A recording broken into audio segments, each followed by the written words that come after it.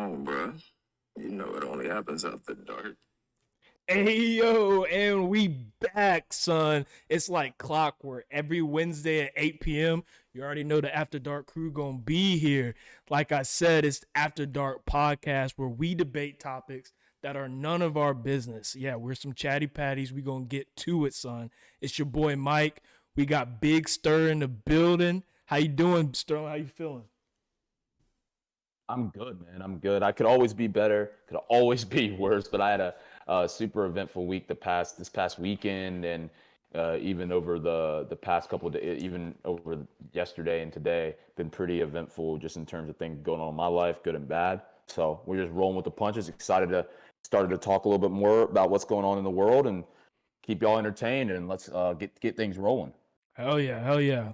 Yeah, so we got a full thing today, but before that, we've been receiving a lot of love. We appreciate you guys for watching. We're looking to grow, so if you can like and subscribe, it's free. It doesn't hurt anything. Just go to the YouTube page and check us out. If you're for the audio listeners out there, hey, we appreciate the people tuning in. Keep it up, man. We really appreciate it a lot. But we got a full doc today. A lot of stuff went down, and we love when a lot of stuff is going down. But we're gonna go ahead and roll right into it because Sterling, I know you saw it, and I'm pretty sure all y'all out there saw it too. Love is Blind season 4. The new season is out now. 5 episodes. They blessed us with 5 episodes, and trust me, there was a lot going on in all 5 of them. Some crazy stuff, a lot of drama, a lot of snakes, and a lot of people that just made my skin crawl, to be honest. But Sterling, what's your first review on it? What was your first topics? Yeah, so I mean, obviously, I think first coming into the first episode, obviously, and in the first, I think it's the first 2 or 3 episodes you start getting introduced because like within the first episode they won't introduce you to everyone that's going to end up being like engaged and stuff. But what I noticed is they went for a much older like crowd this time. Like they didn't mix it. They didn't mix it up a crap load where they had like 24-year-olds and they had like a bunch of like they had somebody in their 30s. It was like a very good even mix of like I think the eldest person was 36, and then the youngest that ended up getting engaged for those, I'm sorry, spoilers, for the ones that were getting engaged was like 26. So I mean they kept it very in a healthy balance there. I will say some of the casting, Nick Lachey, he knows what he's doing because he got some drama. He got some folks in there that are definitely some people that cause some drama online and keep them up to date on all that stuff. But I've enjoyed it for so far. I mean, I wanted to see your thoughts on it too, Mike. So the funny thing is this was my first season that I've ever watched of Love is Blind. I never gave it a chance, and then I saw it up here. I didn't have much to watch, and I was like, let me tune it in. And just like you were telling me before we started rolling here, I watched all 5 episodes in a row. Like I was locked in, down packed. And let me tell you, some of these people are weird. Just some of the off the top of my head. Irina, son. Irina is too much, man. She make me want to throw up. Yo, I'm sorry. All girls are beautiful in their own way. Psych. She is busted, son. She was making her personality, man, was just way too much for me. She over here laughing at chicks, crying for no type of reason, knowing damn well she over here stealing a man when Zach should have picked. Zach should not have picked her, man. I don't know how he couldn't see through it. He's a criminal attorney, dude. Come on, man. You're supposed to know like the bad ones from the good ones, but off of first rip, Irina really just did not rub off on me the right way. I don't know what it was, but I wasn't really messing with her. Yeah, so I mean, what I did, just to keep myself, because I watched it on Saturday, I think, or I might have watched it on Friday going into Saturday, whatever it was. I genuinely, like, first things first, right? Like, I want to go and highlight the fact that I think that a couple of these ladies, like, got the ones that some of them that didn't get chosen, like, for the guy they wanted to go with. There were some really nice girls in there. Obviously, didn't give them a ton of camera time. There were some really nice girls. And there were some really nice guys that ended up getting engaged. And like I said, spoilers all the way up. Sorry if you guys haven't watched it. I apologize. This is just what's about to happen. Yeah, it's a big spoiler. So y'all just like, honestly, what y'all doing? Y'all sleeping, son. Go ahead and watch that stuff. Because we gonna talk about it. The next 3 drop, we finna talk about that too. So pre-spoiler on that as well. It's easy. But no, I wanted to like hit on Irina as well. Like obviously not hit on her, but hit on that piece. No, so I mean, look, man, like Mike said, I mean, everyone's beautiful in their own right. That's 100%. Every woman is, genuinely, every person. But the thing is that when I got it off rip the first episode, when some girl comes in crying, she's upset or she's super happy, and she's like laughing like behind with her friend Micah. And I'm sorry, Micah, you ain't all that either. I'm sorry, honey. Like, I don't know who told you were the shit. I didn't tell you. And apparently my man Kwame was telling her. That's who was telling her. Kwame the whole time. Kwame. And Paul. Oh my God. Like, I'm sorry. And the thing is like, without me bouncing too much here, like, you got like Micah, for example, was between Paul and Kwame, right? Paul is a weird ass motherfucker. He's so weird. He is one of the weirdest people I've ever like seen, just in general. He's just weird. He moves weird. He's just analytical. He's a logic kind of nerdy person. But I mean, I get what you're saying about he's weird, but there's people out there like that. I feel like he's a genuine soul, but he's just not the most suave type of dude. Yeah. I mean, dude, and then you got Kwame, who like seems like a really good guy. Like at first I was like, okay, like, and I'm a brother, like I'm rooting for the brothers, always getting, what makes them happy, what they want. But then I'm like sitting here and I'm like, bro, this man, he got 2 really nice girls, it seems like. Well, personally, I love Chelsea over Micah just because I think she's the one that's down for him versus Micah, because Micah seems like the one that's just kind of like there and given a chance, and she likes making trouble because her and Irina just work together, making trouble together. And that's like one of those things where like, no matter from a guy's perspective, for all the ladies listening out there, from a guy's perspective, that will literally make you an unattractive individual. You could be the prettiest girl in the world, and that will make you unattractive to us. Because it's like, you ain't even a caring person. You just like, nah, screw that girl's feelings. I'm taking her, man. And I'm literally getting it right now. Yeah, but why does Kwame feel like he's on Love Island or something like that? I feel like he didn't understand the script. Like, you on Love is Blind, and he over here jumping back and forth. Like you said, I thought Chelsea was a good. I would personally pick Chelsea. For me, I think that like just based off of attraction and the chemistry, I feel like Kwame and Micah should have paired up originally. I feel like that they're just probably more in tune with each other, and Chelsea was just a solid backup choice for Kwame, but she would have been most guys, original first choice. She would have been my original first choice, but I thought they were a little better together. I agree with you on the Paul situation. I don't know.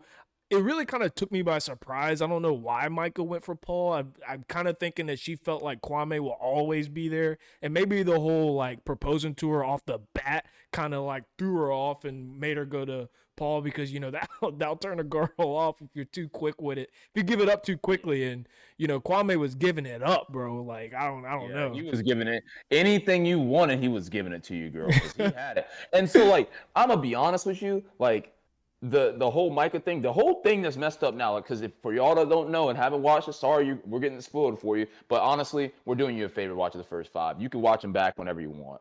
But like, obviously in the pods, you don't know what anybody looks like. 100%. Like, it's cool. It's 100% emotional compatibility, which I think is the coolest thing about Love is Blind. Like, it literally, I believe, like, I haven't even done it. I believe that I would be able to fall in love with somebody. I don't know if I want to marry him. Like off rap. Yeah, that's OD. Yeah. Or at least build a deep connection. I don't know about falling in love. Because my love is definitely not blind. I eat my food with my eyes first. Let's put it that way. Nobody's love is completely blind, unfortunately. That's just the way the world works, and we wish it was, but it's just not how it goes. But I will say is that, like, being in the pods, I knew from my perspective, I knew for a fact whenever, like, Kwame obviously saw Chelsea after he had proposed to her, which is super dope. super dope. I thought they had good energy. He was complimenting her a lot. They both seem attracted to each other. But then, you go on the couples retreat, you go out there to daggone Mexico, and you get to see some of the people you were having conversations with and deep conversation with. And from my opinion, I think that Kwame thinks Micah is a more attractive female, and I think that is what's leading him. Not even just the chemistry, but the physical chemistry is a lot stronger, and I think that they are just meshing that way on top of their emotional connection, and that's what's causing issues. Well, and if you, oh yeah, well, go ahead. No, but what I was gonna say is that I think it's messed up because I think Chelsea is a more mature woman in terms of what she wants, and Kwame is 33, bro. Like dog, you don't have time to continue to play games. Like, you don't have time for it. Like, you need to figure out somebody that wants you and wants you for you. Like, this girl has literally specifically said, "I want you for you." Like, she wants you for you, straight up. And I don't know. Some people just ain't got their brains in the right place. Here's the thing, though. Like, one thing that I know that I remember reading a while back ago, there's a statistic out there that most relationships work out better if the guy likes the girl more than the girl likes him. And, if you look at Kwame, the whole triangle with Micah and Chelsea, it's very clear that Micah's the one that's got Kwame with his his tail's wagging. He wants to go over there, and Chelsea's kind of already giving it up. And you can kind of see with that. I remember you were talking about how their initial reaction to seeing each other. You can see how Chelsea was really just like holding on to him. And Kwame, if you kind of pay attention, I'm all about body language. He wasn't really holding on that tight. He was kind of like, it was a very loose hug, but Chelsea was grabbing onto his shoulders like really tight and, rubbing and feeling and making sure that she embraced him in a type of way that, was just like, oh my God, I couldn't wait to see you. And although I'm pretty sure Kwame was very pleased with what he saw with Chelsea, I still think in the back of his mind, he was just like, you're not Micah. and when you really think about it too, I got one thing that I really want every single person that's going to go on Love is Blind. This is I'm pretty sure I'm speaking for everybody out there. Quit with the damn songs, yo. None of y'all make good songs. I mean, Kwame, his was the best, but quit that shit, bro. That shit is not cool. She is not feeling it, bro. Zach's song was, I literally skipped through Zach's song, dude. I was cringing so hard. So hard, bro. But I'm telling you, bro, that shit actually pisses me off. I don't care how in love I was with a girl, in a pod. Well, come on, G. And then, speaking of people seeing each other when they first saw each other, Zach and Irina's interaction when they first saw each other was just absolutely priceless, man. She told this man that he looks like a cartoon. Bro, I would have walked my ass right back through them doors as soon as she said some wild mess like that. Wouldn't give my man a kiss. Was just kept laughing and giggling. She said, "Can we?" She said, "Can we sit down?" I'm like, "What you want to sit down for?" Nobody else asked to sit down. She wasn't feeling him so much she couldn't even stand to just be there in that second. She let me sit down because I can't handle what I just did right there. Nah, man, and the problem I have is and I want to and I don't want to we are moving in the direction away from Kwame and Chelsea and their Micah, that whole situation, because I definitely think it's that is definitely the storyline right now. I want to talk about a couple that I absolutely adore. Black love, the purest of black love I've probably seen in a long time, aside from my own parents, right? Bro, I don't know if Tiffany and Brett are acting for the camera. Nah, that's real. That's real, son. That's real. The way the way they interact, I get butterflies fucking watching it. I'm like, damn, that's love. That's the real thing. That's what Kwame was singing about, which he thought him and Chelsea had, but nah, you ain't got it like that, my G. No, they got the real thing, son. That shit, they just look so good together. They're always happy. Everything's working out perfectly. You could tell that he don't even relate to Kwame when they're speaking to each other. Kwame's always talking about two chicks, and he's always like, I'm happy with Chelsea, but Micah, man, and blah blah blah. And you can just see he's like, bro, you out here tripping, son. I'm out here happy. I'm living good. I'm eating good fruits. He had a handful of that thick old booty too. I was like, damn, bro, life is good for my man, yo. Life is good. Director, Nike, bro, Nike. Yeah. I mean, I root for them, and I hope in the real world, I hope all this the best for them. Out of all the couples, I don't give a fuck what happens to none of them except for them. Honestly, I'm 100 with you. Like, I want all my brothers to be able to succeed in whatever they're looking at, but like, I'm just looking at it from the outside looking in, and like, that needs to work out, because I don't know if that don't work out. I don't know what that means. None of these motherfuckers get married. And if they get married, that shit ain't lasting more than a minute. No, but like, they like, that shit is so perfect. They're the closest in age. Like, they're literally 35 and 36 within the show. I think they're 36 and 37 now because it's after filming and shit. But I like absolutely adore them. But let me talk. Let's talk about this man Zach. Like, we brought it up earlier. Like, he was choosing between Irina, who is what, 26, right? Yeah. Business owner. 25, I think. She's young. Business owner. What I think of a business owner, and this ain't no hate, ladies. I think she might be doing OF, to be 100%. No, she's not. She's not. She's not. No, I'm like, no, she's not though. I don't. Okay. Either way, she's a business owner, right? And then you got Bliss, the senior program manager. This man is a criminal defense lawyer, bro. He has. Like, that is a legit job. And I'm not hating on any business owners, because my dad's a business owner. There's a lot of business owners out there. There's people that are business owners that are watching this. But, like, this woman's 33. She got her life together. She can figure this stuff out. But the thing is the way their conversations were was deeper. And he said he got turned off the fact that she got jealous, or was her and Irina got catty, essentially, with each other. Like, she didn't like Irina, or said that she didn't think Irina was. She was warning my bro. Like, bro. She was literally warning him. And she didn't like it. But like, she told him, like, you don't see him or her in the, like, outside of the pod. Like, you don't hear any, like, you don't see how she interacts. Like, I see it. And I mean, Bliss is a beautiful girl. Like, I don't know, like, absolutely. I'm like, I don't know, like, this man, I don't know, bro. I don't know, because I know they cut stuff out. There's all types of stuff that could have been talked about between Irina and Zach, just like Bliss and Zach. But bro, like, you missed it. And at the end of that episode, though, the last episode, they did lead on, because he did meet up with Bliss after Irina and him like separated, because she really put this man back on a plane that quick in like 2.5 days. Bro, so, I'm just saying, Bliss literally put him on blast and let him know exactly what was good. She was like, this is a test of your ability to find out and seek out good character.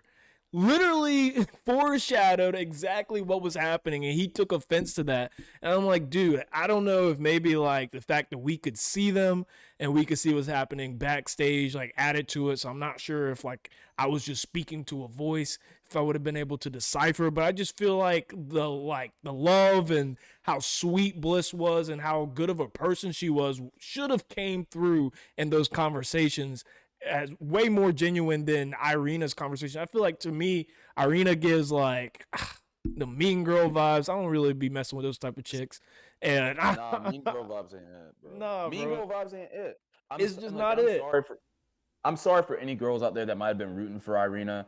I don't like her, not one bit. Nobody was rooting for Irina. And if you were, I do not feel bad for you. I'm sorry. Like, not one bit. Like, and let me hit on something here, because I think Zach's backstory is crazy. Like, right? Like, obviously his mom being a stripper, and that's why he opened up. I thought that was really unique. Like, he, says that, and it's like, tells him about his story, opens up really quick, lets people know who he is, which I appreciated. I would appreciate that if I was on a woman. Other than the "Are you a stripper?" questions were kind of, I don't know where he was going there, but and like, I want to hit on an odd couple, but I think they'll end up working out in the long run. I don't think they'll end up getting married off the rip, but I think they'll work out. Jackie and Marshall, right? This girl, Jackie, is a head case. I'm just gonna go and let it be known. Not a head case and one of those crazy. I'm not trying to make fun of crazy people or people that like we're not on no Amanda Bynes type shit. If y'all watched the last episode, but I think that girl has a lot of stuff she's got to figure out. And that man, Marshall, is probably one of the most patient individuals that we can see on camera that I've seen in a long time with people like that. That's a hard thing to do when somebody's like crying and has all this stuff and you have no idea what she's talking about at all. You just met this girl a week, 2 weeks ago. Like, bro, we ain't even that deep. Like, it ain't even like that right now. Let's just have fun. She started crying out of nowhere and don't even want to be talking to my man. Like, he ain't do nothing wrong. He just like literally he's like, hey, I got you. Like, that's all I would want to hear if I was like that as a guy and my girl said that to me. And this, I would hope it's the same vice versa. You know, like, but I really like, dude. I kind of have to disagree. I feel like Marshall is just like he's too soft and he's just giving up way too many emotions off the rip, son. I think that like for all the guys out there, it is nothing wrong with showing your emotions, but to give the amount of emotion that Marshall has off the rip, yeah, she's going to say she likes that at first, but that will always be weaponized at some point, man. Always be weaponized. I think he's giving it up. And, you know, in the previews, they were saying something about how he wasn't like man enough or something. I don't know what was going on. But dude, I just think that, you know, man, he's just kind of he's just crying all the time. He's soft, and I appreciate it. He's a good guy. He's got a big heart. I love that. Like, that's awesome. Kudos to him. And you can see that he actually cares. But I'm just like, there's a part where it's like, dude, you know, she's over here. She's obviously not mentally stable, too. She's going to need a rock, son. And y'all both can't be crying 24/7. Like, somebody's got to be the rock. And clearly it's not going to be her. So Marshall's going to have to make that transition to be a more stable, more emotionally stable rock for her, or I just don't see them panning out. Yeah, I mean, I wish the best for him because I think he's like you said, I think he's a great guy. Like, I really genuinely think he is an awesome guy. But like you said, I mean, with somebody like that is a little bit emotionally unstable, doesn't really know what's going on, like, and she's got all this stuff that you don't even know about, and you're kind of like having to get around it. Like, it is a bit difficult to handle. So I, like, from my perspective, want to make sure like I got my point across where I was like, hey, like I'm rooting for him. I hope it works out. But I mean, I do agree with you to some degree. I can see it being very hard for it to work out if it doesn't, like, things don't change. But overall thoughts, and even some previews, like, I mean, even some ideas of like what I think is going to happen next.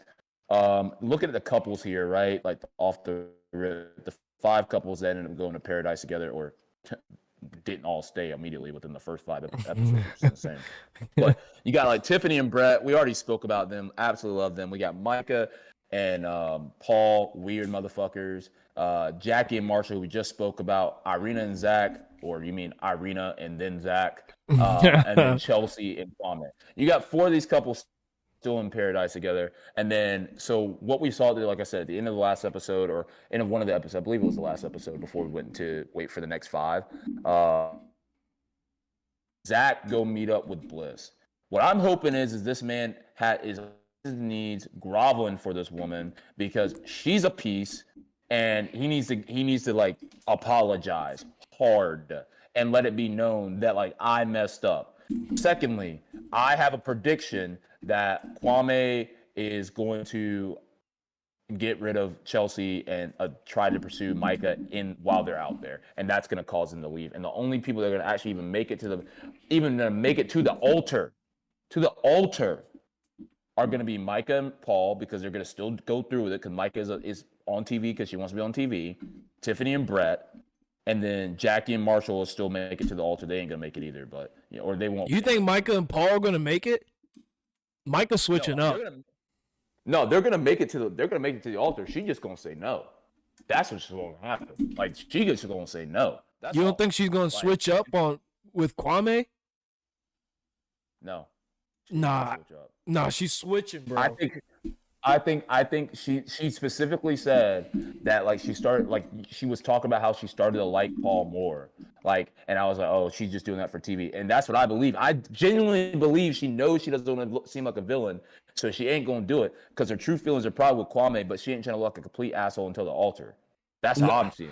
If a woman says no, okay. If Kwame comes and he says, "Hey, let's make this happen," I think Micah is all for it. I don't think she cares, bro. If she didn't care about being like the evil person, her little stunt at the pool, that would have never happened when she was wilding out there and her and Irina were trying to get the shots together and all that kind of stuff. They were That wilding, was son. hey, They were nah, wilding, son. hey, that's a good. I forgot to even talk about. Nah, that shit. This ain't no friendly type shit, bro. I've seen this movie before, but that's my predictions. I don't know if you have anything different from me, but No. nah. So I mean, kind of going off of that, when you understand that like Love Is Blonde's a huge thing, we'll talk about it more on the next pod. Get you guys caught up, everything like that. So let's kind of talk about a pretty big topic that happened over the past week or so here. And you guys all know Creed. And if you haven't watched it, like haven't heard of the new movie or Jonathan Majors, you guys are probably living under a rock. But this man, Jonathan Majors, was apparently arrested in New York on charges of strangulation, assault, and harassment for allegedly assaulting like another woman. But later, that same woman recanted her statement, saying that didn't happen. Blah blah blah blah. So the question we have, for you guys, and obviously we'll talk about it between us, but like, what's really going on here? Like, how does that even happen? And just want to see your thoughts first, Mike, and kind of like go from there. Yeah, so it's really kind of a odd situation, and obviously it came out of nowhere. You don't ever expect this kind of news to come out, but there was a lot of weird things about it. Now, I think it's important to say that when the police reports came in, they did say that there were marks around her neck, so there was some sort of altercation that made marks around her neck. We don't know what the content of the story was or how it came about, but there were marks. Another interesting piece of that story is that Jonathan Majors called the cops. So, that kind of adds to another, kind of layer to this. Like, why is he calling the cops? If he was strangling her, was he guilty? Was there more involved where she was kind of, and there were said that it was a dispute as well.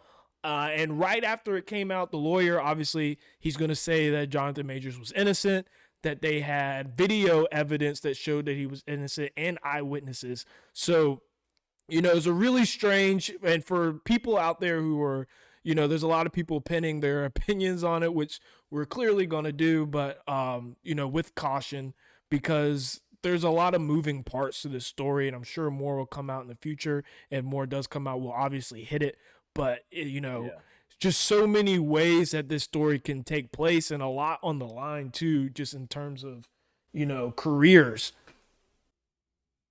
I mean, what were your first thoughts when you heard about it? Did anything stand out to you across for that?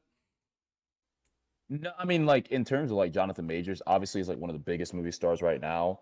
Being that he acted with Michael B. I mean, if you work with Michael B, you already know that you're on a way to go to somewhere up pretty quickly.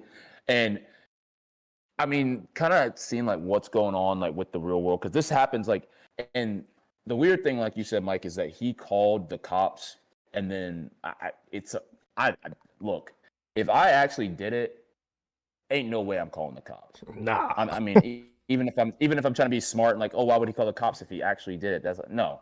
I know me, and I'm not gonna call the cops. But either way, and then she later recants her statement. First off, let's talk about this in the past, right? This has happened with actors, athletes, etc.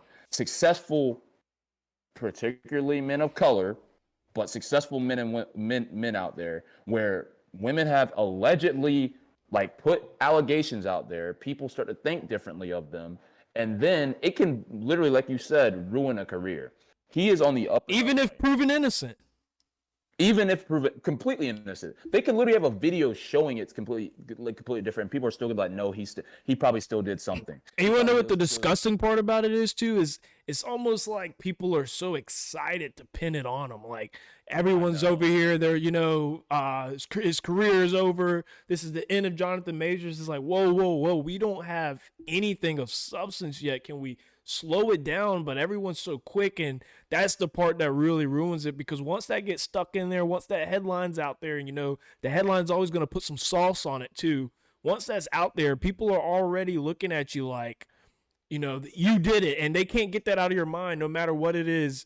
that you can't. And I understand that there's a lot of forces at B, and maybe he did do it. There's a lot of moving parts, but just how quickly everybody wants to pin it on him, it's just kind of crazy. Yeah. I mean, for me, like if I was in that situation, I know like and if being and especially if my and my parents are still alive, if I was in that situation right now and that same thing happened to me, and maybe I did put my hands on her, but maybe it wasn't like strangulation, never nothing like that, and she comes out like and I call the cops and I do all this stuff, I already know like my dad first off is gonna be like sitting here like, first off, why the hell are you messing with this woman? That's first. Two, it's like, why is she recanting her statement? Because now it's like some foul play involved. Like, I'm not saying that he did it. I don't think he did to that extent. Let's just say that. I'm not gonna say there wasn't something involved, but I'm not saying he's sitting here straight. He's a big man. Like, he's a big man. Like, if he strangled any of us, it would only take less than probably 10, 15 seconds, and you're gone, my G. Like, it ain't even trying to play around. And he be hooked up on all the roids too. They got my man taking every type of supplement he can find and get his hands on. So my dude is going crazy. Exactly. So like now I'm thinking about it is like this is like I said earlier, this has happened with a multitude of athletes, successful men and women, men out there, specifically, like I said, where women are using whatever they got to say to get some clout on their end. And even if it did or it didn't happen, I'm not saying she's lying or, whatever it was, but you got like, ladies, if you are thinking about this, if you're in a position to possibly ruin someone's career, let's think about it and really see, like, did they actually even do it, or are you just using it for clout? Like, let's just really ask ourselves that, because I wouldn't do that to nobody, even if I absolutely hated their guts. I wouldn't even do it. Nah, it's messed up. But we also have to be fair when doing these things and look at both sides. And where my mind kind of goes, if let's say Jonathan Majors did do it in her recanting her statement, is Jonathan Majors is tied to so much big money. He is tied to the Marvel series for 5 years. Obviously, biggest movie in box office, Creed 3 right now. He's a main character in that, and he's being casted everywhere, and he's the new token black actor. We only get one male token black actor at a time. Chadwick Boseman went away. Unfortunately, rest in peace. I love Chadwick Boseman. Denzel had his time, but he's getting old. But now it's Jonathan Majors' turn. And, with everything already pinned up, everything's already signed. They've already Marvel built the whole storyline around him being the most powerful villain that we've seen yet to date, right? If he were to do that, my mind could go to scenarios where that money in play had a lot to do with her recanting that statement so quickly. I could see a future. I could see a path where, they're like, hey, you're going to get this little hush money. You're going to recant that statement. I could see because there's a lot of people on the line. That's a lot that you have to switch over and do there. So it could be kind of crazy if not. Yeah. I mean, and to put it in a bit more perspective too, I know that like people are probably like, oh, they're talking about conspiracy. Like, we're not necessarily talking about a conspiracy. Like, we know this stuff happens. This isn't just like movie stuff. Like, there's reasons why these actors and artists out here have women sign NDAs when they have any type of sexual contact with any contact period, actually, with them. There's reasons that these labels have them doing this type of stuff so they cover their butts. Like, there is some reason that woman recanted her statement. It may because she maybe thought what she said was completely wrong and she was wrong for doing it. It may be because somebody said, hey, honey, look, you do this, we can ruin your life type thing. Because Marvel, like you said, being the biggest movie franchise, like really like ever, in terms of what they've done in the comics and now movies especially, they could ruin somebody's life without literally like Thanos. And gone.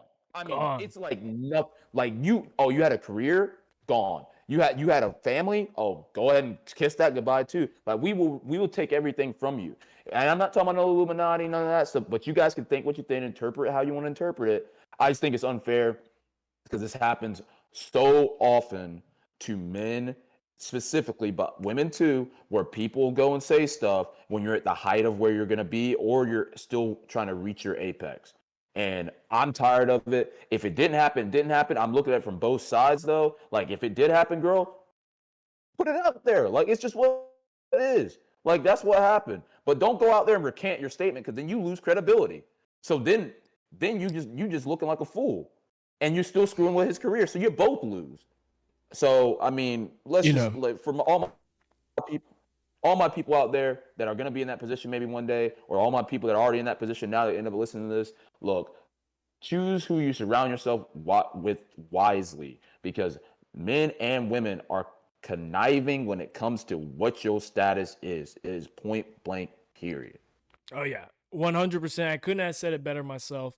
We don't know exactly what happened, but we do know for sure that something went down. You know, there was marks on her neck, so something went down. What happened before that, prior, we're not sure. We're not trial and jury here. We're just giving you the information that's out there now and kind of our thoughts on it, and that's what we do here. So, you know, we want to make sure we handle that topic gingerly, not jump to conclusions. So we make sure we give you the points of views on both sides. That's what we do here on After Dark. You heard me? Yeah. So I mean, like, look, enough about Jonathan Majors. Wish the best for, you know, I just want, you know, I want the truth for everybody, right? I want the truth for everybody. Speaking of the truth, speaking of people that got all types of stuff behind their name over the past 5-6 years since their downfall, Mr. 6ix9ine, man. So if y'all didn't hear, you guys must have literally been under a rock. Like you had to like not even open your phone for a couple of weeks. This man 6ix9ine got jumped at LA Fitness. Sorry. Oh my God, bro. That money is drying up. Why are you at LA Fitness, my dog? Exactly. First off, you should have a personal trainer already. I know I would if I had that money. Yeah. So this man got jumped at LA Fitness. We already know, like, LA Fitness is a public gym, if you guys didn't know. And anybody can go in there as long as you have a membership or you're a guest of somebody that does. But, like, reasoning behind him getting jumped, a lot of different conspiracies on why he was getting jumped at that particular place at that particular time. But the question I have for you, Mike, and obviously the folks that are going to be listening and watching to this is this the end of troll culture? Because we know 6ix9ine is 6ix9ine, the guy that be talking crazy and be talking nonsense because he's saying because he's a known snitch.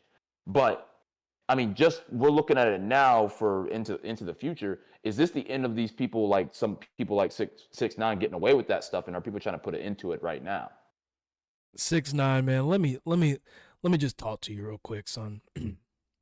You know you got no business at all at a LA Fitness public gym.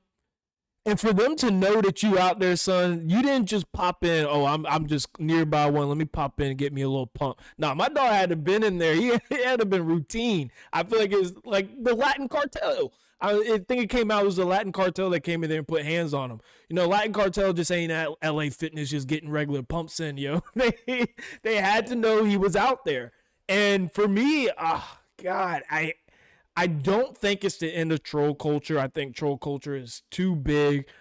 People are making a name off themselves, and you know the hunger to have your name out there will always supersede the consequences that comes with it. But I just hope that it kind of opens people's eyes to this ain't a game, son. You're not playing with little balloons and stuff like that. You're playing with fire, son. This is not a game. And 6ix9ine really got it to him. And I know a lot of people at first thought that this could be staged. Maybe we're getting new music. It's a rollout. We wouldn't have put it past 6ix9ine. Then we got other angles. And my brother, he had his ribs stumped in. His ribs might be broken, son. I know that shit.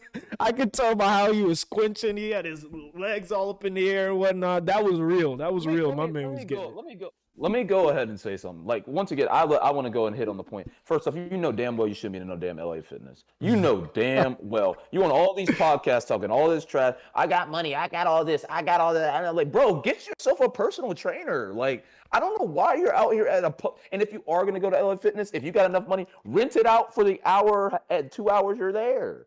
Why are we having like just random people seeing you in the shower, in the bathroom? Like, you going to just shower in there just casually? Like, oh, that's Tekashi. We know it's Tekashi. Look at his hair. He's looking crazy. Like, secondly, I ain't even mad for him getting jumped. Like, the dog has been talking crazy on the internet since he became a known snitch. Like, literally, he acts like he's some prophet. Like, that's literally what's going on. Like, that's what troll culture is. It's like you start talking nonsense at first, right? You start talking nonsense. You get on this wave. You start getting that clout. Then you start feeling like people like, oh, they believe me now. No, bro. These people didn't believe you. They want to kill you and make you feel scared for your life.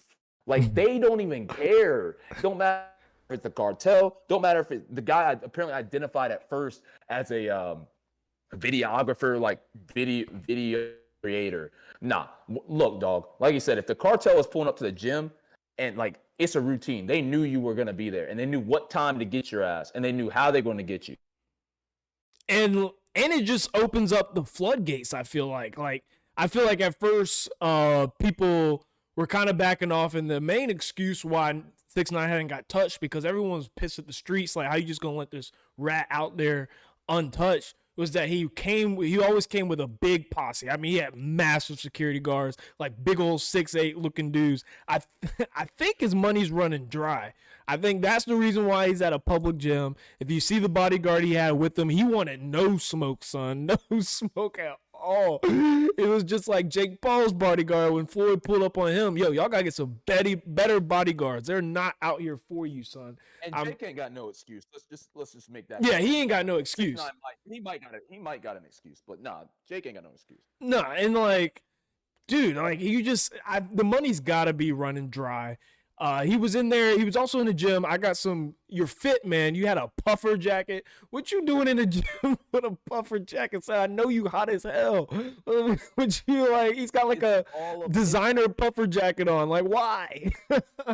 All about them trying to show their clout. And that's the problem, bro. Put your hair up in a bun and put your hair up in a hat so people don't know you're Tekashi 6ix9ine from a mile away looking like a goddamn rainbow. Like, that's the problem. Is you think people don't give a fuck to know who you are? Oh, they care. Because I don't even like you like that, bro, personally. But if I saw you out and pull up, like, damn, that's 6ix9ine. I'd be trying to get a little closer look too. Because I would know it's you with that crazy ass hair. Looking like a damn fool with a puffer jacket on in Florida in May or in March. Like, what are you doing? What are you doing, man? What are you doing? You making a fool of yourself. You deserve everything that's coming to you. You snitched on the streets. I'm sorry, bruv. Like, I've never been a tattletale. I've never been a snitch. Point blank, period. I let it ride. Like, if people gonna have to figure it out, they're gonna figure it out. Like, you boast about you doing this. You get what you deserve, my guy. You get what you deserve. And everybody else that you snitched on should have just got what they deserve too, without you having to sit there and tell them. Well, look, I'm not mad at you for being a snitch because, you know, if you put me on if you do some street stuff in front of me and they trying to pin me in jail, son, yo, I'm pointing. It was you. Let me pull out his birth certificate. I Googled his birth certificate. I know his full name. His mom named him Jonathan Rogers Cromartie. I don't know. It was that guy right there, bro. He had a blue shirt on. I'm pointing you out, son. I'm gonna know your whole fit. Don't do no ghetto shit around me and then try to pin me in the Black Nike Tech too. You're wearing a black Nike Tech every Wednesday. You already know. He work at the McDonald's up the street. I think he's working today. He just gave me a Big Mac and small fry. I'm letting you know. I'm telling, son. But my beef with him is that even after he snitched, yo, you got to know that you just ratted and you're going to have a target on your back. Why are you going to you're going to gang members' funeral site? You're talking a bunch of trash. I just don't see what's the motive there. Why you're putting so much more ammo on you. If I snitch, man, you know, like I said, I'm not doing that time. I'm sorry, bro. I'm not from the hood. I'm from the burbs. So I'm from Clayton, North Carolina, Joco. You hear me? I'm snitching, bro. That's just how it's going to go. Like, I'm not snitching on none of my boys. Like, if I did something, I did it with my boys. I'm not snitching, but, you know, if I just got caught up in some mess, like, I'm gonna have to let them know what happened. That's just how it's gonna go. But I'm also gonna walk out here and make sure, like, I know that I snitched. So I'm gonna be on some quiet stuff. I'm gonna be moving like I snitched. I'm not gonna be moving out here like I'm head honcho, throwing every shot at every single person I can, bro. Like I think he was just sipping on some. He was sipping on some juice. I don't know what he was sipping on, but he was way too big headed and got way too comfortable out here in these streets. It was the crack of Franklin Saint got in it, guys. That's what happened. It's a shout out crack epidemic. Shout out crack epidemic. You already know the vibe, but I'm saying like I love the fact, like I don't love that somebody got their ass beat, but I do appreciate karma coming around to get somebody. I do appreciate that because that's the way the Lord it meant it to be. There's a reason in the courts of the United States they got a scale that goes like this. It's looking like this because it's justice and injustice, and we trying to even it out, find the balance, and make it. We're trying to have peace. But I mean, without like, I don't want to keep just rolling over this, man. Look, like Mike said, I agree with him. Like, if I was gonna snitch, I'm gonna make sure when I get out, I'm low key, and I'm also gonna not let my money run dry because, like Mike said, it looks like your money might be running dry because you're out there at a public gym that a regular ass person can go to. Anybody can go to. I could get a membership on the spot and literally walk up in there like, yeah, my name's so and so Guzman, and I want to work out today. My workout is I'm beating the fuck out of 6ix9ine. Like that is that literally. And they would, and I guarantee you, if they said those words, they'd be like, all right, that's gonna be 120 for the month. All right, bet. Like, and literally done and dusted. So you deserve what's getting into you. I don't know if you have any more final thoughts on it, Mike. I know that we love 6ix9ine and its dumb antics, but I've definitely cannot talk enough about it. But in the same vein, on a little bit more of a serious note, to some degree here, we, obviously we are an inclusive channel. We want everybody to be a part of like anything they possibly can. That's why we're here. We want to build a community around it. But over the past week or so here, the World Athletic Council bans transgender women from competing in female events. So making this happen in the same time that we just had a transgender woman or transgender man, actually, transgender man shoot up the Covenant School out there in Nashville. First, let's talk about the ban on transgender women competing in female events, point blank, period. I want to hear your thoughts on it, Mike, what it means for, obviously, people of that gender and, just overall thoughts on it, man. So here's a thought that I kind of want to put out there, and I kind of want to see, how you react to it, and, maybe you could correct me, but just kind of my thinking on it. I think that as a society, we're so hung up on, being right, one way's right and other ways wrong.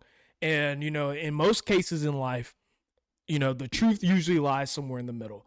And in a lot of cases, two things could be true at the same time, and we neglect that fact. So for me, I think when it comes to being a transgender in whether you're transgender female or transgender male, I do believe that you are the wrong sex. You were put in the wrong body for your sex. I believe that. I believe that because you believe that, and who am I to tell you that you're wrong on that front?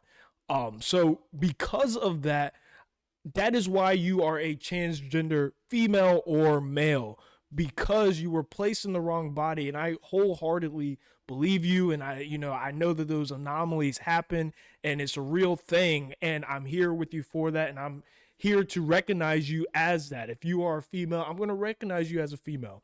But I think that can be true. And it can also be true that you are not a biological female. You might have been put in the wrong body. And, I'm going to look at you as a female. I'm going to deal with you as a female and treat you like a female. But I can't call you a biological female. You're in a different realm. You don't match the criteria on that front.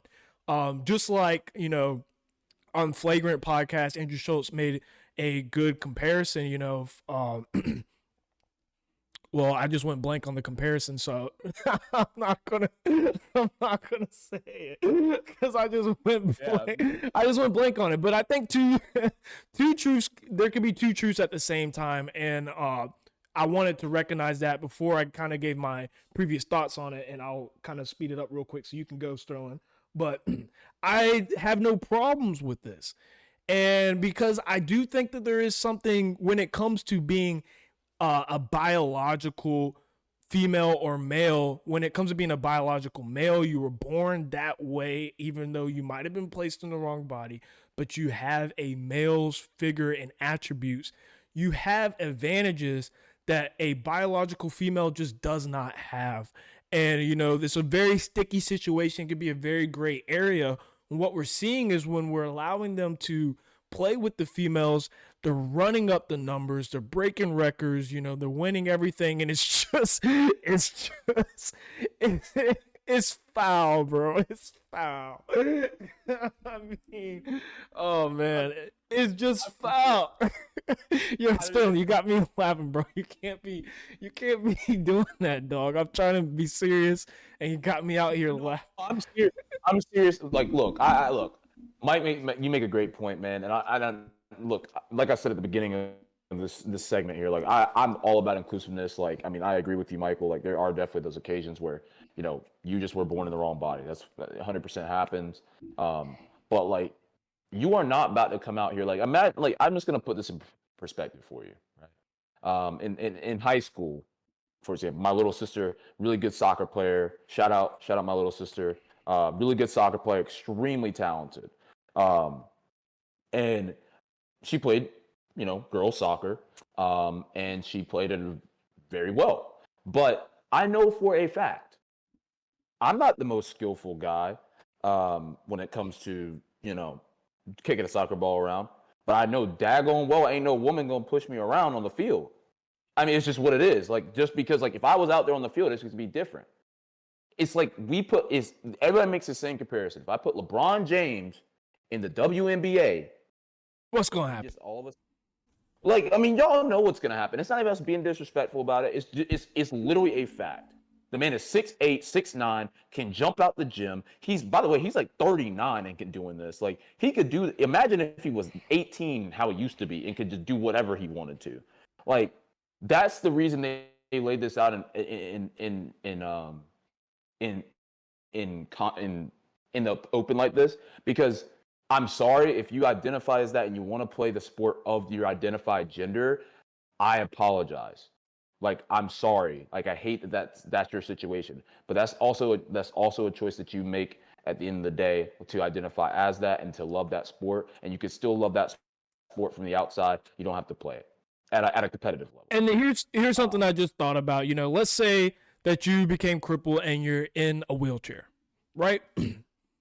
But before you were in that wheelchair, you were a star athlete on the basketball team. Yes, you might, you're in the wheelchair now. You might want to play with the other guys in the basketball team, but unfortunately in that situation, you have to play with the other people in the wheelchair. And as unfortunate as it is, because it got ripped away from you and it's unfair, it wasn't your choice to be in that wheelchair. It's just the circumstances of life, and that, life's just not fair.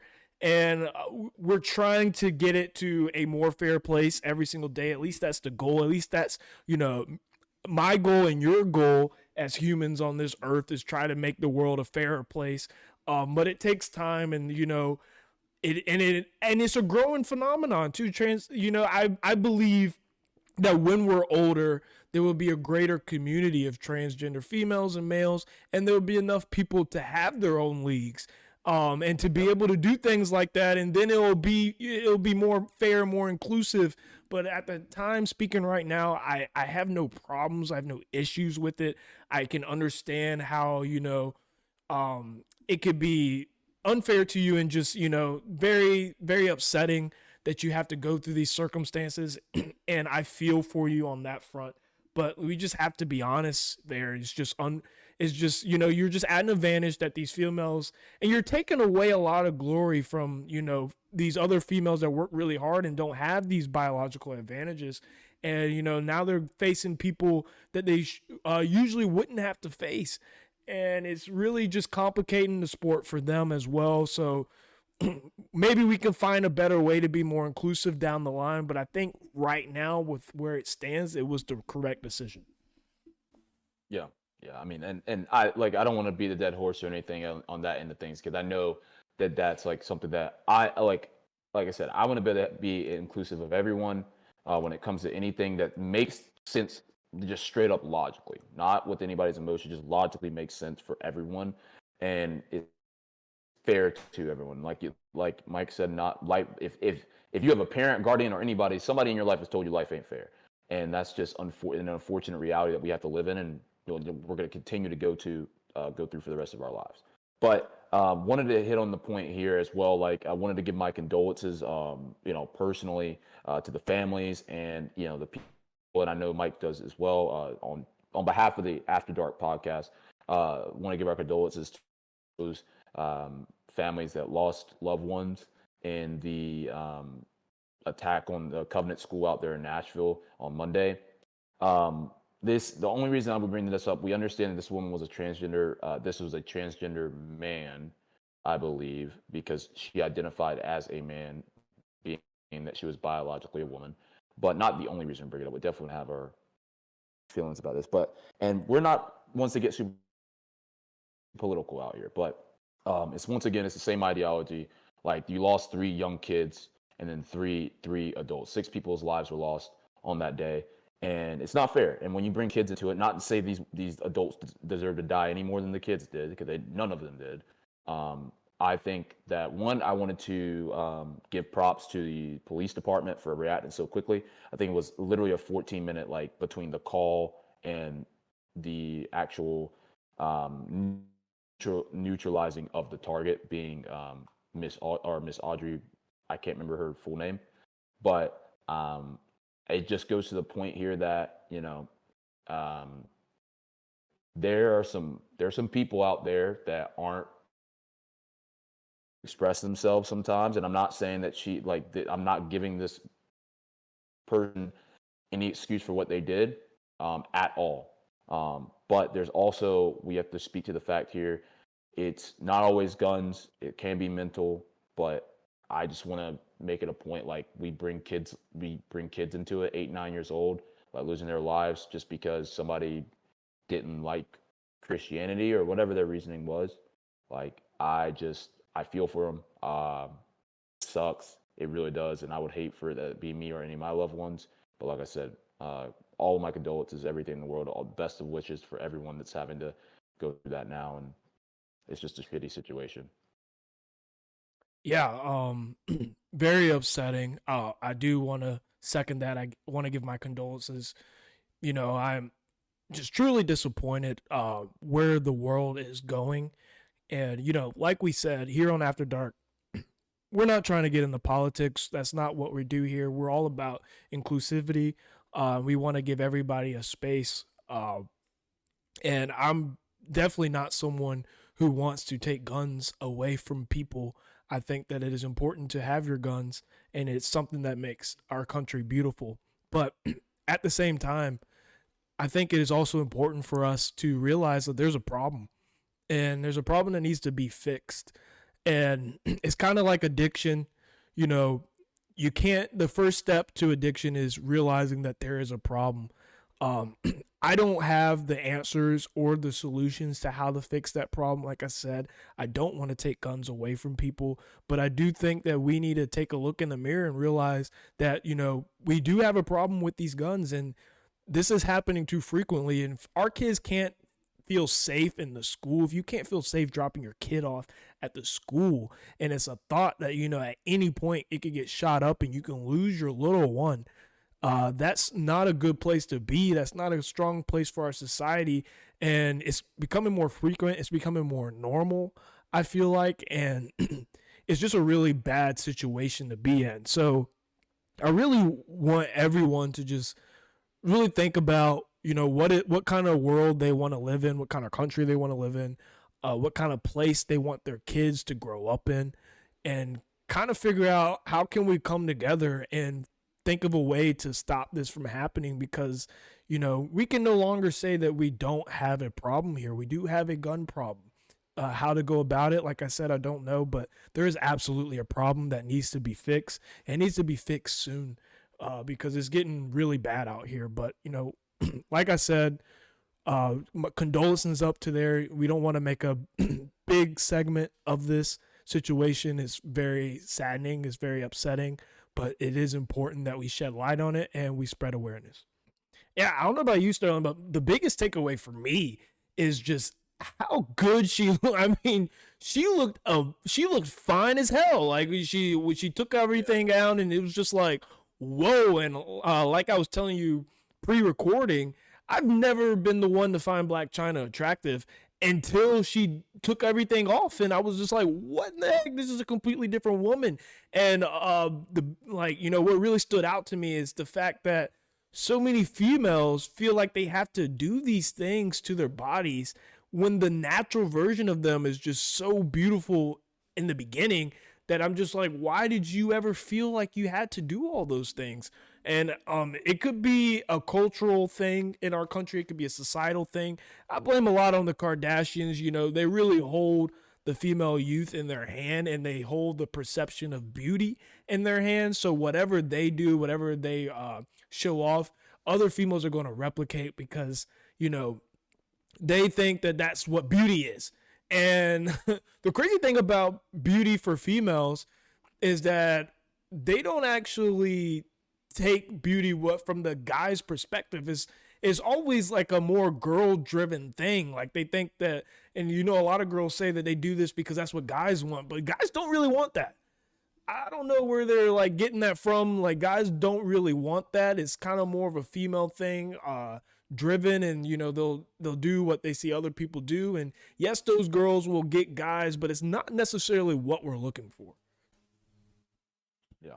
I mean, and I want to say this same sentiment as you, Mike. I mean, like, obviously, like, I think she looks phenomenally better, like immensely. Yeah, it is one of the biggest differences in people you could see in that quickly, just by getting rid of things that maybe she didn't feel like were, healthy or weren't the best for her. Because she said that she lost like a crazy amount of weight just after getting the implants and stuff out, which obviously makes logical sense. But like, she said she also felt better, which is a good thing as well. I want everybody's health to be at, first thought here.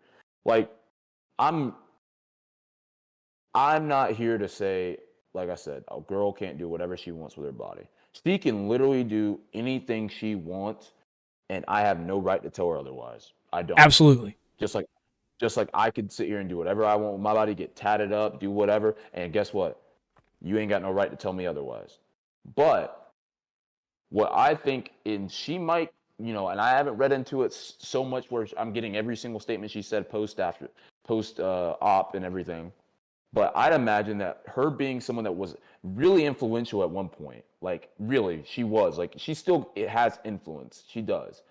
But like was at one point very influential to the young female population, young women, just, young women of color too, is understanding that, like, you don't have to like look like me.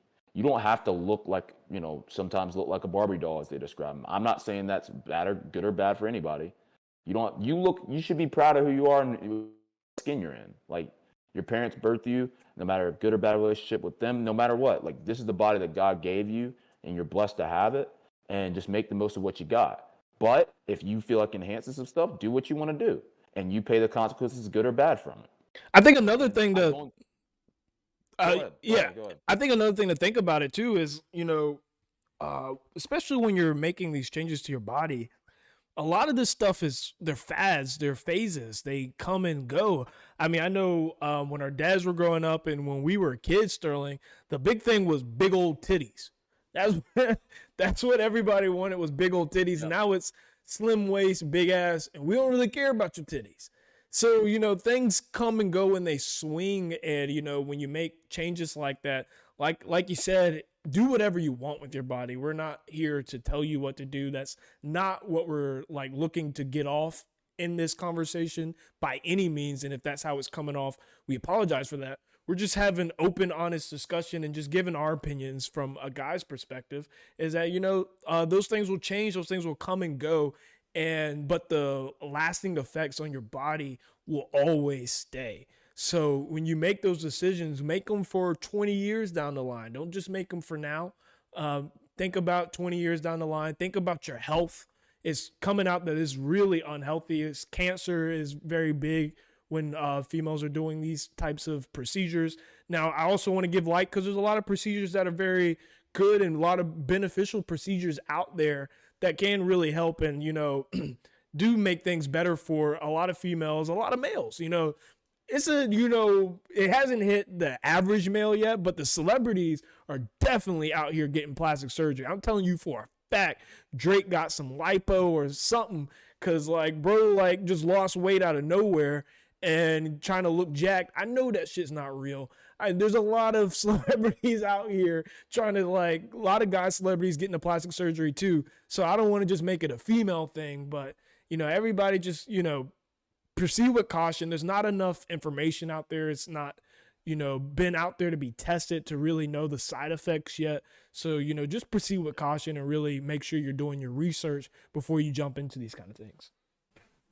100%. And you guys know my saying, I'll say it over and over again. I don't like beating a dead horse. I do just want the ladies that are listening in, and the guys too, because it applies to both genders. You make the decisions you want to make. You live with the consequences. That's part of life. Period. We're just saying, you are beautiful in the body that you were given, and you should be blessed in that. But if you feel like you want to change some stuff, do your thing. I ain't gonna stop you. So I did want to hit on something that was a little weird, and it's probably gonna be a pretty brief point here, but it's just something to think about. We're not in the college phase anymore. We're not at that point where we're like, oh, we got to figure out what we're doing for spring break. But recently, the mayor of Miami called for a spring break ban due to a video of a man getting shot on the sidewalk. First off, let's think about what are our thoughts on that? Just period, right? Just obviously somebody getting shot on the sidewalk. That's a little crazy, just out of nowhere. And then, Michael, what's the next spring break spot? Because Florida in and of itself is a spring, for those that don't live already there in the area are treating it like that. So what are your thoughts? What's the next best spring break spot for those kids in the United States or even outside of the States, for all I know, to explore next and maybe be a bit safer? Well, for starters, good luck trying to ban spring break in Miami. That's not going to work. I think they have a curfew or something like that. I'm not sure how they're going to be able to implement that or even enforce it. But as far as Miami and spring break, it is getting super congested, and it's a hub of college kids intoxicated on drugs and alcohol, and it's crazy. Been there, done that, those times. But it's kind of crazy and it's getting a little wild, a little congested. So I want to make a recommendation. I'm excited to hear what place you think would be the next spring break. But this is not necessarily what I think will be, but just what I would recommend to people. Make Dirty Myrtle great again. Myrtle Beach has the infrastructure, and I'm telling you, if they were to get live and have more live entertainment going on, if they were to make Myrtle Beach the next spring break hub, I'm telling you, you'd be lit down there in Dirty Myrtle. I would love for that. I might even my old ass might make an appearance to Dirty Myrtle spring break, son. I'm here for it. Give some love to North Carolina. We tired of going to Florida all the time. We got some shit be popping in South Carolina. You know what I'm saying? I said I love the North Carolina, but that's because we just right there. I live in North Carolina, and it's a 3.5 hour drive from where I live to go over there. So it was the Myrtle Beach of choice for my family. It was the beach of choice. But I think that spring break in Dirty Myrtle could be crazy. It's already dirty, so no one cares. You ain't got to be on no lavish stuff. You could be greasy. You could be raunchy. You can be ratchet. It would be lit, and I would be here for it. Make Dirty Myrtle great again.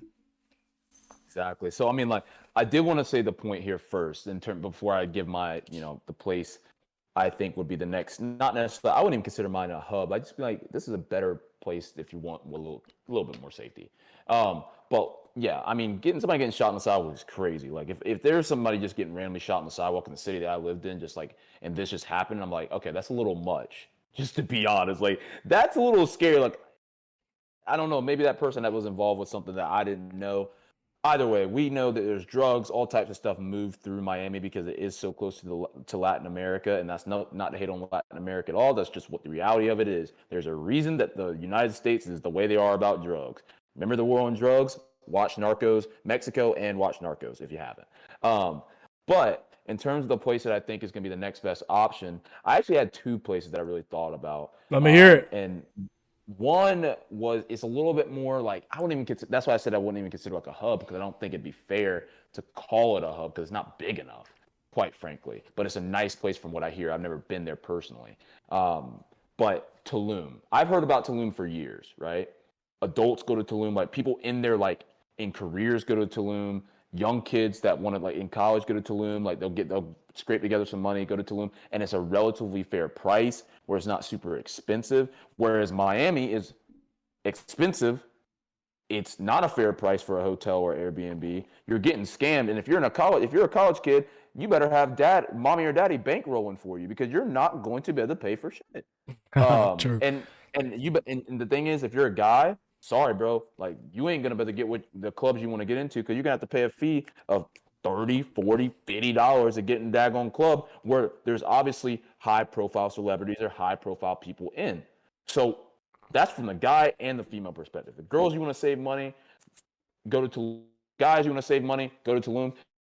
But I also said, just point blank period, going on cruises to wherever you want to feel like.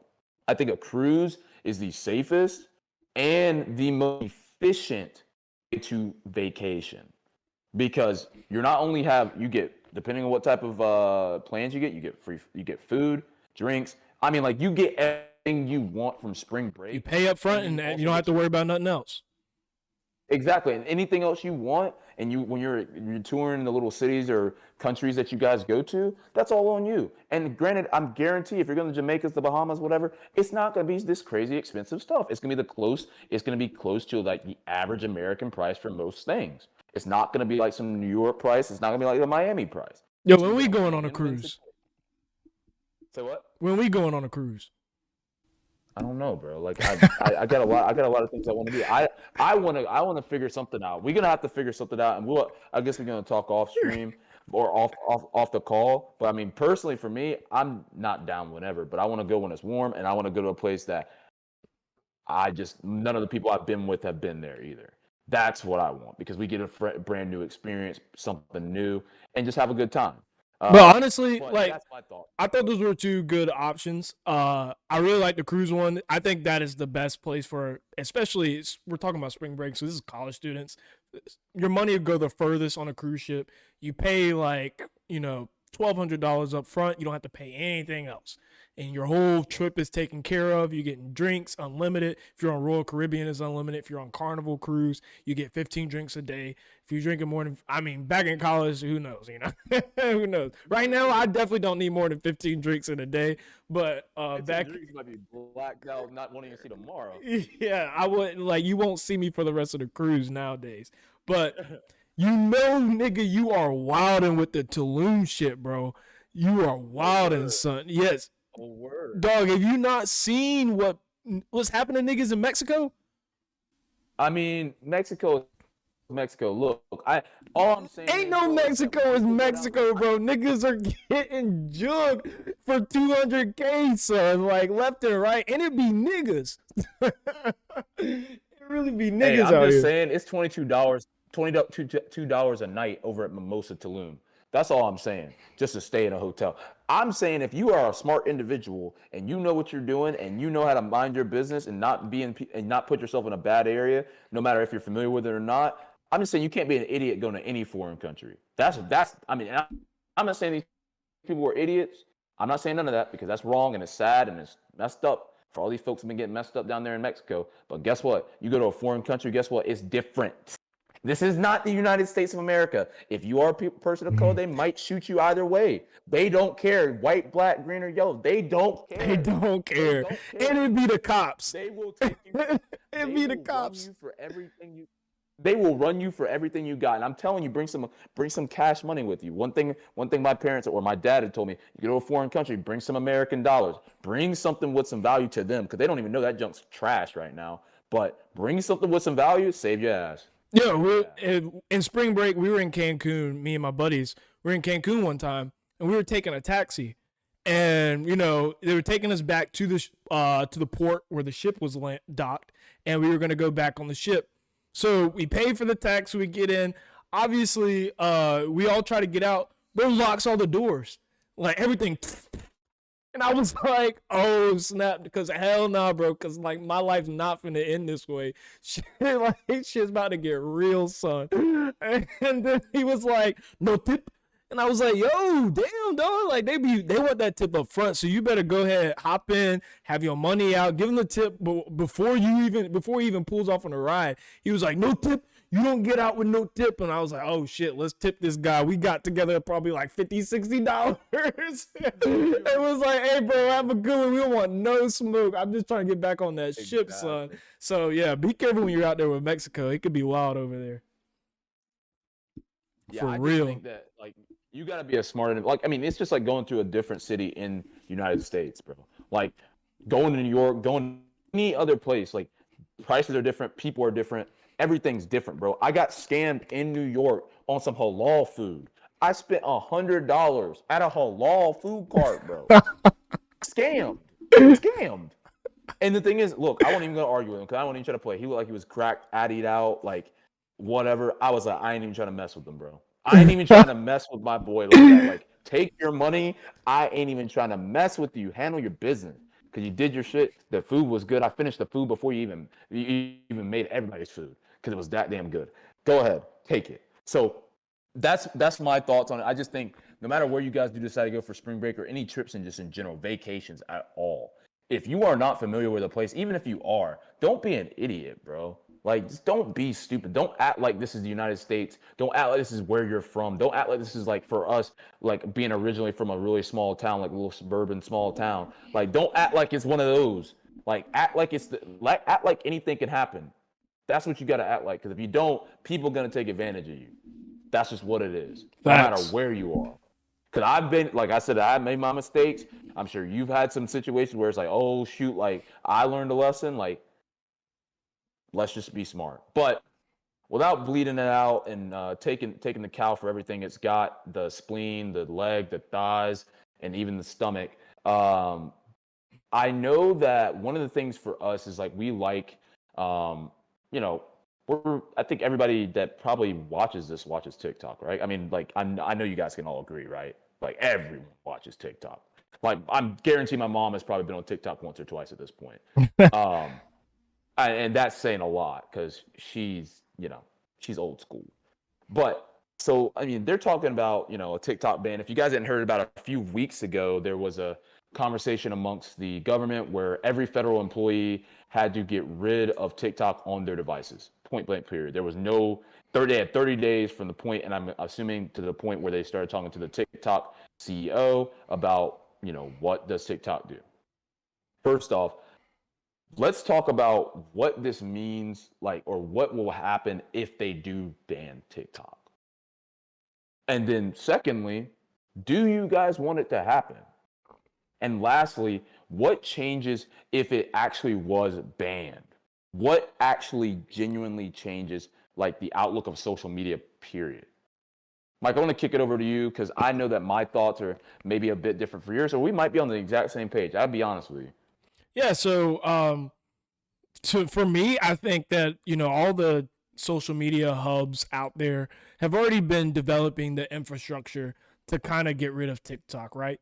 You see YouTube with YouTube Shorts is their own form of TikToks.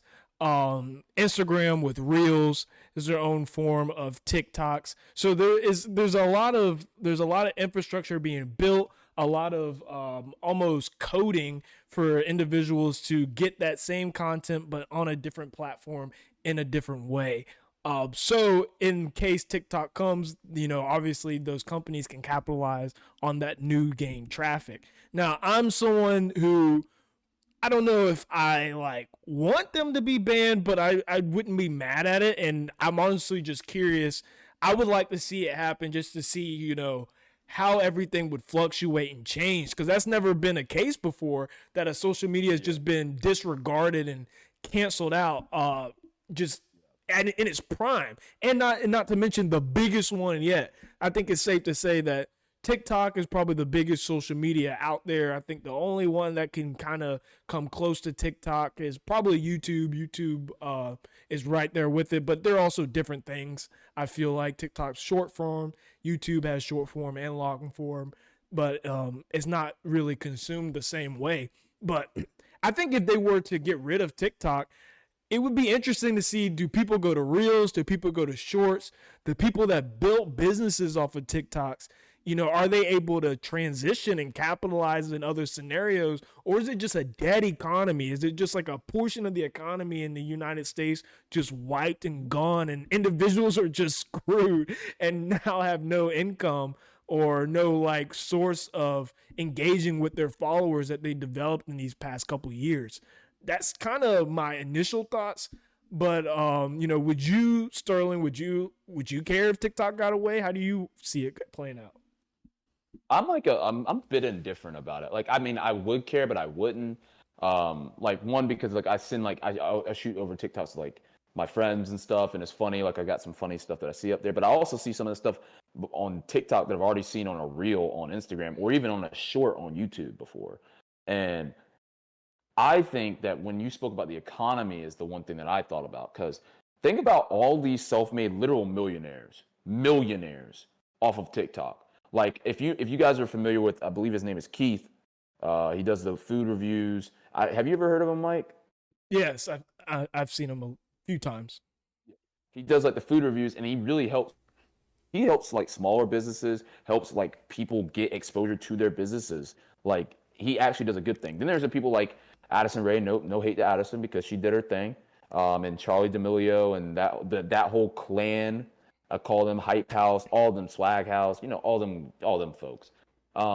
Where these people are literally self-made millionaires. They became at minimum B-list, upwards of A-list celebrities because of TikTok.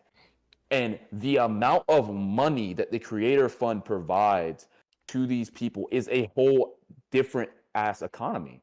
It literally it's part of the United States economy now. Imagine if every single for TikTok, right? Because they're gonna still make money off of Instagram through sponsorships, etc. But TikTok is the Creator Fund is a massive piece of these people's income. So imagine if that stops, people start spending less money. We're already in a recession to some degree. So like, what happens now? That's a part of the infrastructure of our economy. That's the thing that in my back of my head that I don't want it banned. I would like to see what happens though.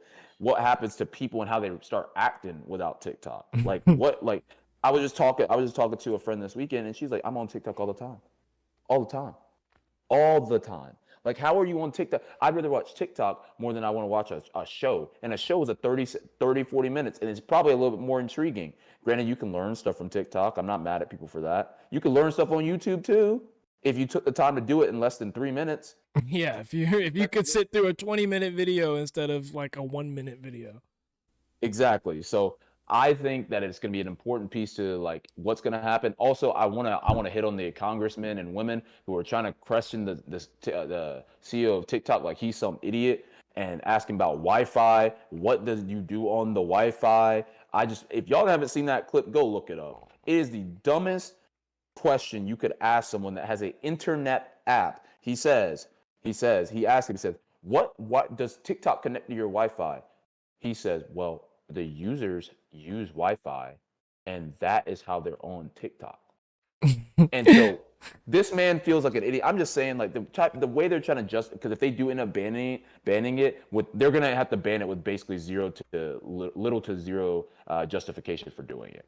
So well, I think there's justifications though. But the one that most people point to is the data they can gather and take all this data. And is there a back door that's feeding this data to China? Which I believe that there is a back door, because when they asked him that question, he was like, I don't know, I have to go back and kind of like review that. Like, okay, well, that basically means there's a backdoor. That's pretty simple. How don't you know if there's a backdoor built into the app or not? But I think that it's actually deeper than that. It's not necessarily data, because when we think about it, all these big companies have the data and they're using it, and whether wrongfully or lawfully, who knows, but they're all using this data and they're all gathering it. I don't think that's the issue.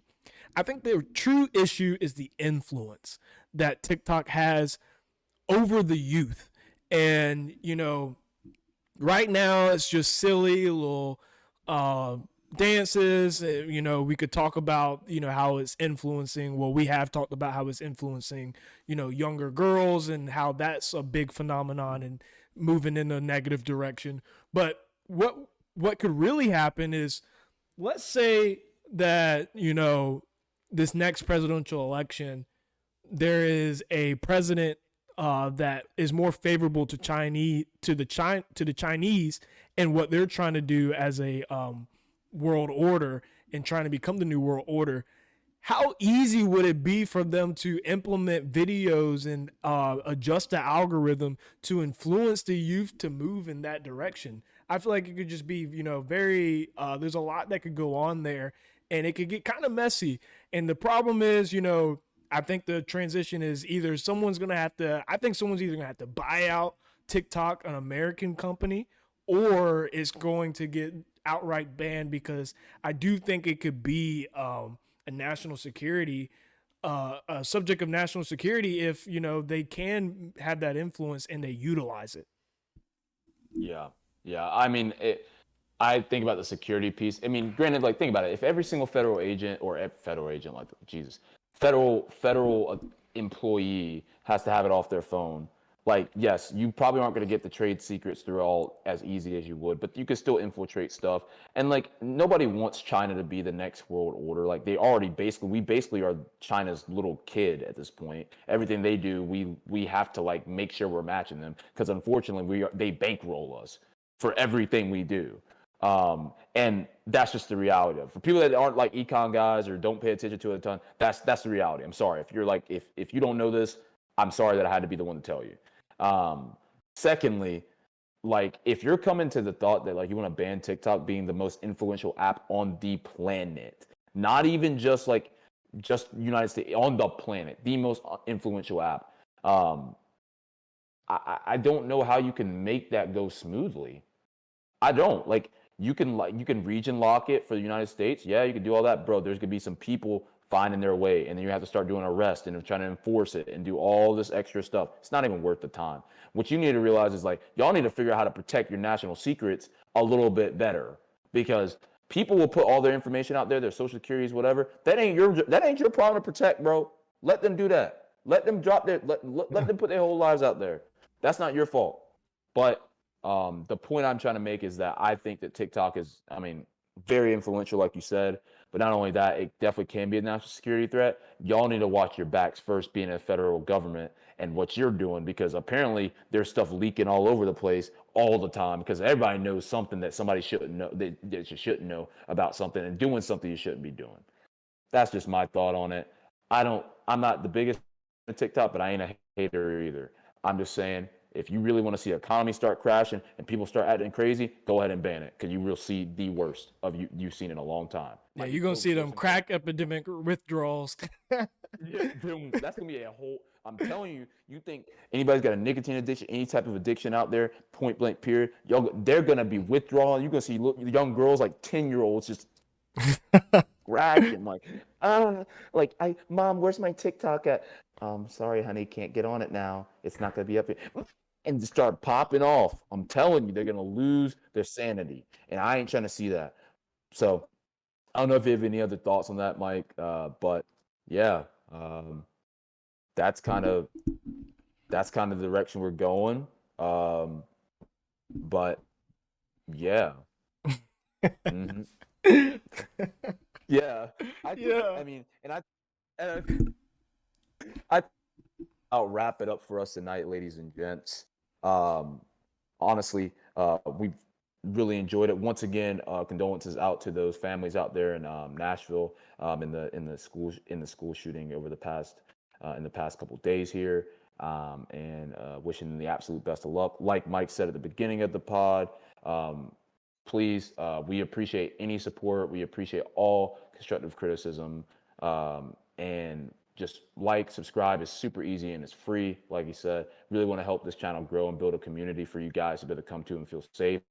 Feel like you could just talk about anything. And for those that aren't following the Instagram, it is at 3brothers919. Take a look at, follow it. And I put a question up there. I'll be a little bit more active for you guys here over the next few weeks. Want to just hear some things that you guys want us to talk about so we can hit on it a bit more and keep you even more involved. But other than that, Mike, I'll let you roll with it. Yes, sir. So for the fellas out there listening, listen, man.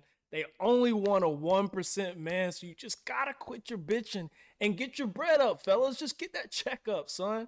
And for the ladies out there listening, move on. He does not want you, sweetie. But guess what? It's okay, because we'll always love you and you're beautiful still. And guess what?